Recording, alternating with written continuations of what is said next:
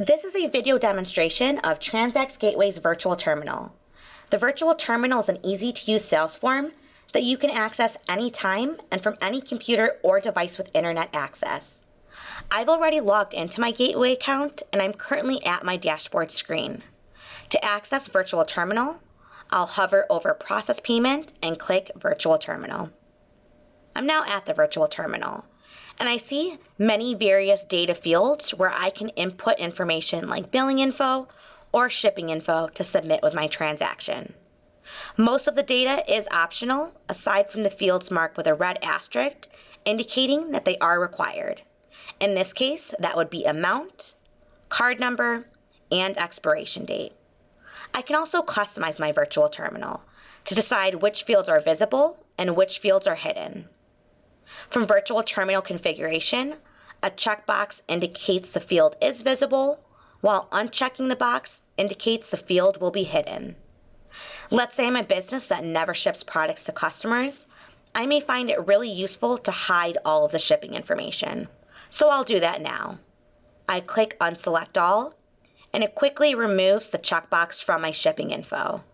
I click Save Configuration, receive confirmation that my changes were successfully saved, and now, when I navigate back to Virtual Terminal, I see the shipping information tile has disappeared from my screen.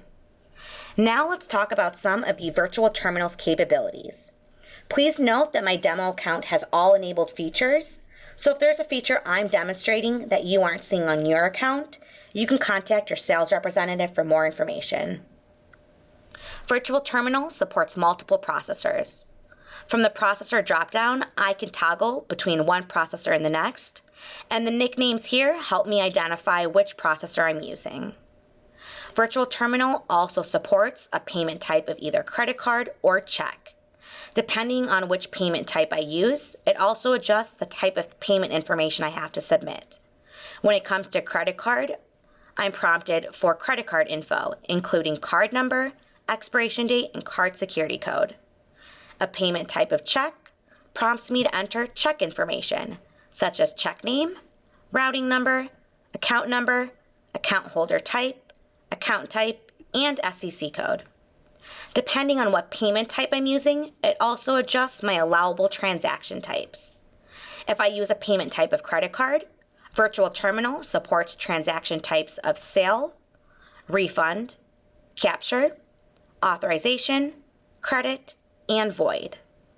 A check payment type, Virtual Terminal supports a sale, a refund, and a credit.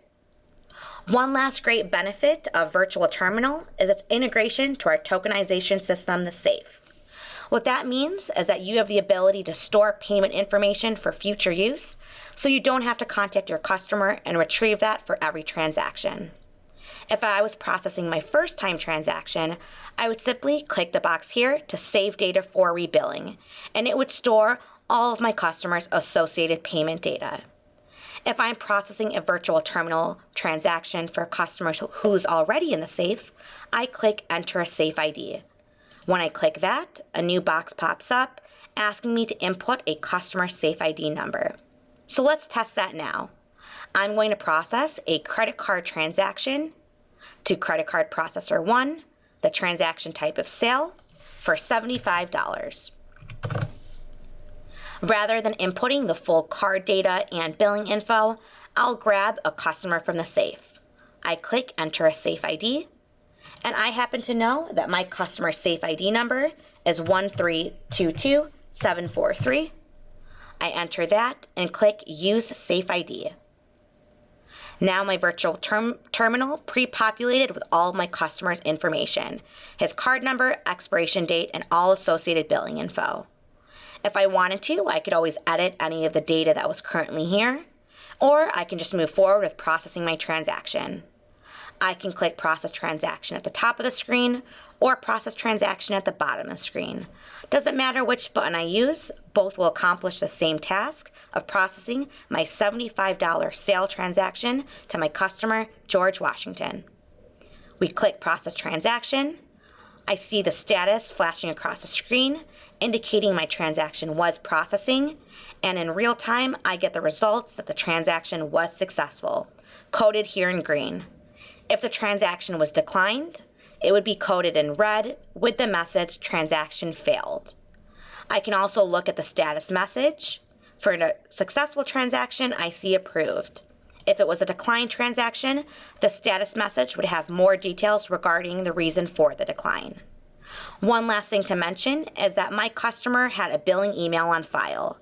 That means that George Washington automatically received a transaction receipt emailed to his inbox because I had transaction receipts enabled on my account. What I would do next is either manage transaction to view the details or new transaction to move on to the next customer. It's as easy as that. We've now processed our first transaction on TRANSAX Gateway Virtual Terminal.